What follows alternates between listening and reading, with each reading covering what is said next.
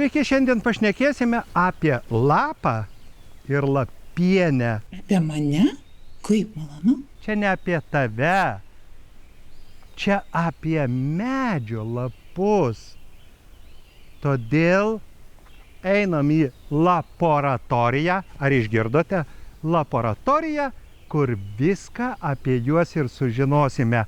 Antraip vis galvosime, kad apie juos pasakoja tik pasakos.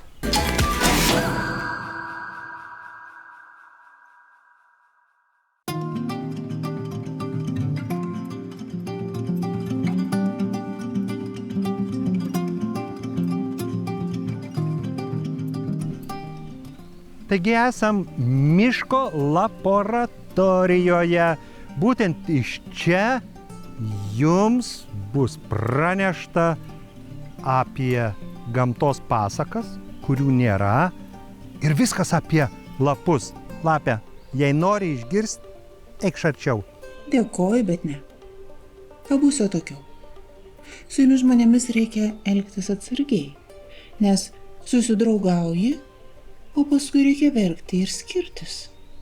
Ašgi viską žinau apie mažojo princo lapę. Na gerai, būk ten, bet klausykis, nes miške tau taip pat svarbu, ypač turint tokį pūkuotą kailį. Nes žmonės labai dažnai ir sako, štai miškas apsirengė, medžiai apsirengė, vėlų rudenį miškas nusirengė. Galėtum pagalvot, kad visa tai žmoniškai apsirengė, nusirengė. Bet iš tikro kažkas vyksta. Medžių lapai nubyra, pavasarį iš pumpurų išsprogsta. Na, kuo lapai gyvena? Kas jie tokie? Ar jie yra šiaip sau gyvenantys, nepriklausomi? Iš tikro, žinokit, lapas yra medžio organizmo dalis. Maža dalis. Ar tikrai maža? Aplink vieni lapai. Jeigu pažiūrėsim, net į šitą ąžuolėlį ir bandysim suskaičiuoti jo lapus, gal 3000. Jei netikit, skaičiuokit iš naujo. O mes, jeigu jau esam laboratorijoje, toj mokslinėj įstaigoj, kurioje viskas žinoma apie lapus, tai ir pradėkime. Lapė, kaip tu manai, o kas yra svarbiausia, kalbant apie lapus, ir kas tame lape yra svarbiausia? Man svarbiausia yra skonis. Lapo skonis? Ne, lapų aš neėdu. Todėl ir nežinau, kas juose svarbiausia. Va, radau nukritusį lapą ir pradėsim. Pirmiausia, nuo sandaros. Tai yra lapakotis ir lapalakštis. Kotas ir lakštas. Tai pradėkim nuo koto. Štai, čia yra su šakele ryšys. Ir atkreipkite dėmesį, koks kotas. Jis lankstus, jis labai tvirtas. Gal galėtų būti dar tvirtesnis, sakykim, kaip pieštukas plonas. Tvirtas, bet kas tada įvyktų? Pakiltų vėjas, labai didelis vėjas, audra. Ir triukšt sulūžta, negerai lapai būtų. Taigi lapas štai siūbuoja, vėjas, ką nori, daro, o lapas gyvena ir per jį iš medžio viskas keliauja į lapalakštį, į lakštą. Lapas, kaip žiūri, jisai visą laiką išsaugo savo formą. O kodėl tiek daug formų tų lapų? Ar negali jie būti visi vienodi? Pavyzdžiui, apvalūs kaip blynai. Žinai, galvoju, jeigu visų medžių lapai būtų kaip blynas, tai medžiams gyventi būtų labai sunku, žinok, lapė. Kodėl?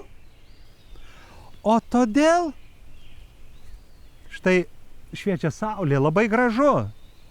Mums, jeigu kas, skubam į pavėsį, o kiekvienam medžio lapui reikia saulės, reikia šviesos. Todėl, kad kiekvienas lapas yra dar viena laboratorija. Apie tai mes dar kalbėsim. Bet svarbiausia, kad tas lapas šviesos ir saulės gali gauti tik tada, kai vienas kito lapai neužstoja. Štai, vienas virš kito, žiūrėkit. O, ir šešėlis dalį užstoja, dalį ne, karpyta. Vadinasi, vieno medžio lapai netrukdo kitiems augti ir gauti šviesą. Tai jeigu jie būtų kaip blynai, jie užtamsintų, apatiniai medžio lapai nekvėpuotų ir jų paprasčiausiai nereikėtų, o gal ir medžiui būtų blogai. Tu, Lapė, jau sakei apie formas, taip, bet būna paprastieji lapai, na įsivaizduojate, va toks lapalakštis, bet gali būti lapai, kurie štai kaip šermukšnio. Įsivaizduojat? Tai yra sudėtiniai lapai, plunksniški. Na, o čia klevo karpyti. O galėtųgi lapas būti ir kaip uodega? Tu nori lapę? Lapo kaip uodegos. Na, visokių tų uodegų būna. Tokios kaip mano niekas neturi. Na, žinoma, nesiginčiu. Lapės uodega gražiausia. Bet gal medžiai, aš dabar galvoju, girioj, bendrai jūs keliausit ir paieškokit medžių lapų panašių į lapės uodegas. O štai toks karpytas ir ąžuolo lapas yra skiautėtas. Jie visi skirtingi. O čia, kaip jau sakiau, plunksniškas.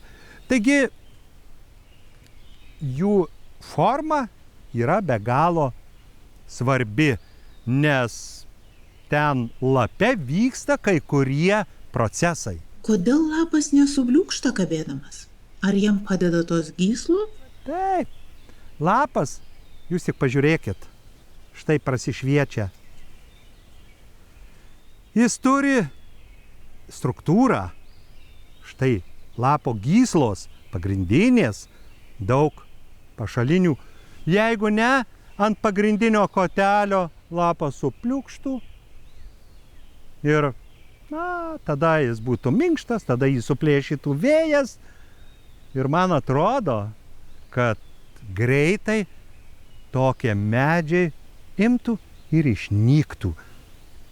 Medis su lapais gyvena nuo 5 iki 8 mėnesių. Čia pas mus Lietuvoje, kur yra 4 metų laikai. Ir daugelis dabar jau įsprogsta balandžio mėnesį, nukrinta spalį, o kiti lapkritį. Taigi lapai labai reikalingi, nes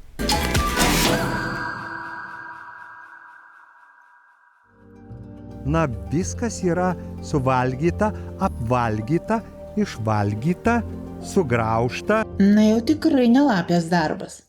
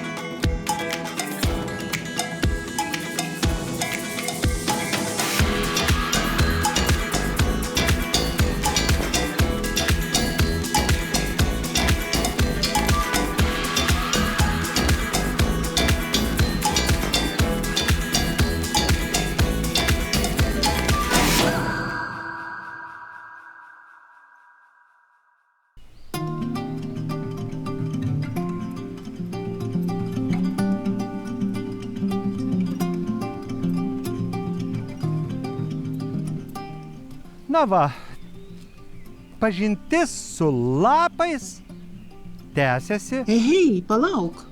O kur mes einam? Kodėl ne į laboratoriją? Lapė, mes ir esam laboratorijų.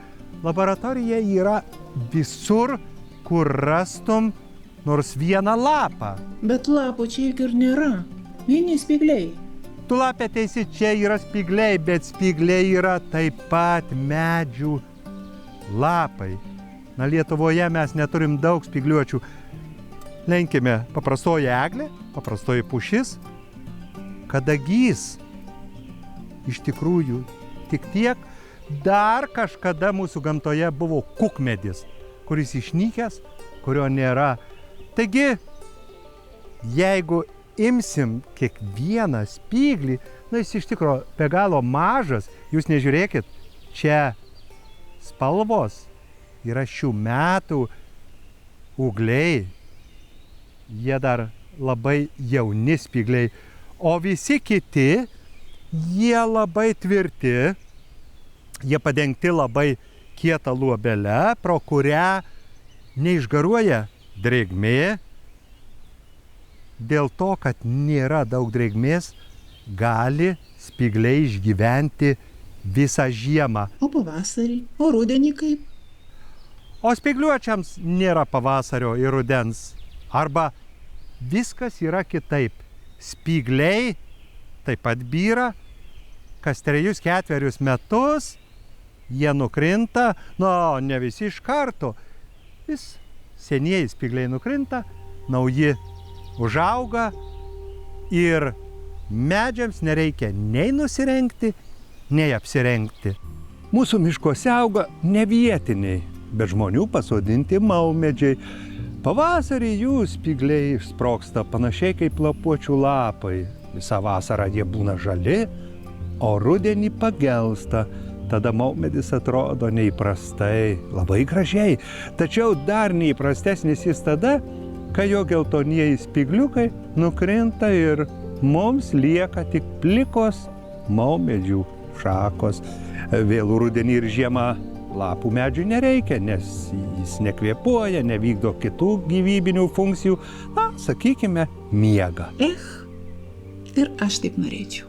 Tai kad tu taip ir darai, vasarinis kailis, žieminis, vasarinis, žieminis, nesuprasi.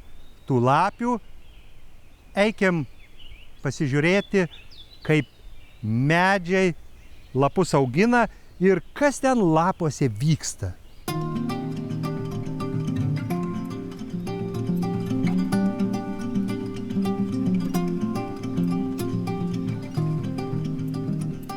O be lapų medis gyventi gali ar negali? Lapė, tavo geras klausimas. Jis gali būti be lapų, bet medis be lapų negyvena, sakom, jau šiemet nė lapo neišskleidė, tikriausiai žuvo ir išdžiūvo. O čia žiūrėkit, kokie lapai. Bet kas įvyko? Ąžuolas žiemą nebuvo nubarstęs lapų. Dabar nauji lapai, o senieji dar vis yra, dar nenukrito. Bet šiaip lapai ne šitie, bet tie nauji lapai kiekvienam medžiui be galo reikalingi. Medžiai suprantama. O ką mums lapėms jie reikalingi? Juk nepavalgysi, gulio jais neišklosi. Ne, lapiai nepasiklausi, neusiklosi. Labai tu viską nori suskaičiuoti savo. Medžiui tų lapų reikia pirmiausia tam, kad čia kiekviename lape yra dar viena laboratorija. Čia yra žalia spalva, rodo, kad yra chlorofilas, chloros, žalias. Apšviestas saulės gamina deguonį ir kiekvienas lapas išskiria, o po to lapas sugeria anglies dvideginį. Vadinasi, jis kvėpuoja valydamas orą. Nebereikalo sakome, kad medžiai yra mūsų planetos plaučiai. Beje, pro lapus ir vandenį išskiria, lapai sako, prakaituoja ir valo orą, tai lapai yra be galo reikalingi pačiam medžiui. O lapėm nežinau. Dabar supratau. Aš irgi juk kvėpuoju tuo medžiu išvalytu oru. Vadinasi, jie naudingi ir man. Taip, lapė, kai tau būna gera ir tu sakai, toks oras gaivus, nedainuot norisi, čia lapės, taip sako, tai kiti laukia, kol lapai taps tamsesni, nors patys turbūt daugam skaniausi yra štai tokie švieži, dar labai minkšti lapeliai. Vasaros pradžioje būna didelė užduotis, kai nori surasti nors vieną sveiką medžio lapą. Štai yra lazdyno šakelė, žiūriu, viskas yra suvalgyta, apvalgyta, išvalgyta, sugraužta. Na jau tikrai ne lapės darbas. Ne lapė būtų. Aš matyčiau lapę pagal tavo dantis, kur. Čia, štai matau, tokie apvalūs yra iškirpimai, tikriausiai lapkirpių bičių. Tada čia kiti tikriausiai kažkokių drugių vikšrų. Ir visi kiti valgė, kiek norėjo. Jūs girdėjot? Net bitės lapės vardą pasisavino. Tu čia apie lapkirpės bites? Taip. Ne lapės, o lapo. Bet man atrodo, kad tie, kurie valgo, jie jaučia skonį, bet jie nemato spalvų. Lapę, kokie lapai tau gražiausi? Gražus turbūt visi. Bet, žinai, gražiausi tai tie rudeniniai, kurių spalva būna kaip mano nuostabaus kailio. Švieži medžių lapai tikrai reikalingi daugam. Juos labai mėgsta grambuoliai. Tokie dideli ir garsiai dūzgiantys vabalai. Jie apkimba lapus, juos graužia, o naktį, kai tampa vėsu, dažnai nukrinta žemėn.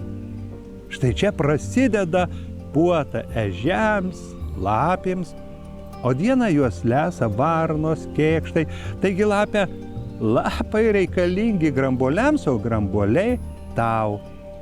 Kai grambuolių būna daug ir kyla grėsmė medžių lapams, žmonės štai ką daro. Eina, purto medelius ir nukritusius vabalus surenka. Žinok, ir tau, ir mums visiems visi lapai turėtų būti gražūs. Jeigu suprasim, čia yra jauna žaluma. Vėliau ji tamsės, taps labai tokia tamsiai žalia.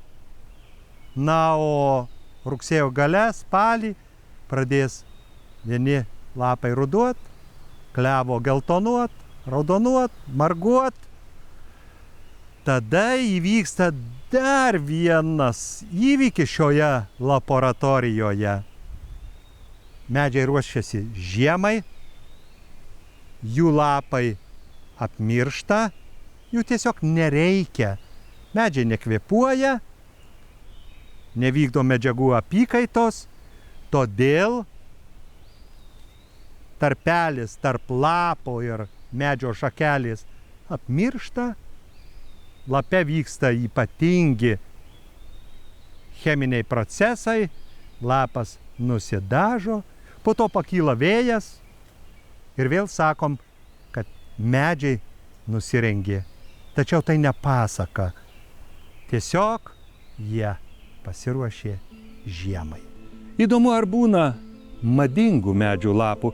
Ar medžiai kasmet gali auginti kitokius lapus ir rudenį juos nudažyti skirtingom, sakykime, neįprastom spalvom. Patikėkit, to nebūna.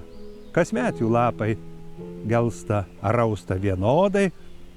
Žmonės, žinoma, pasinaudojo šią savybę ir išvedė daug medžių spalvinių formų, kurios nepanašios į laukinių medžių spalvas. Bet jos labiau tinka ir patinka mums, o ne gamtai.